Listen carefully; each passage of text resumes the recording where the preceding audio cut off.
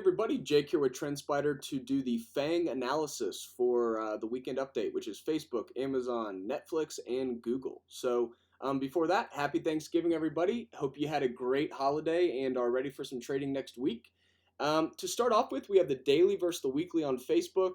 And what we can see on the daily is this very strong downtrend. And what's interesting about this is the price has really bounced off this trend line hard every time on the way down. And then the SMA 20 acted as resistance almost every single time it bounced off this level. So it's very interesting to see how the SMA is really acting as hard resistance here, as well as the EMA 50 coincides almost perfectly with this trend line here. So it's interesting to see how these lines are kind of following price action and the trend lines down almost perfectly. So what we have now is a potential test of the support below. We have an alert here set in case that happens.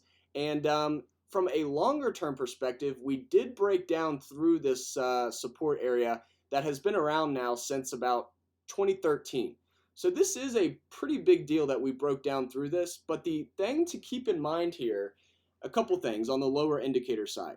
One, we have this positive divergence. So positive divergence is when the price is going down, but the lower indicator, and in this case it's the percent range, is going up. So notice how we're finding higher lows here on the percent range, this upward sloping kind of line.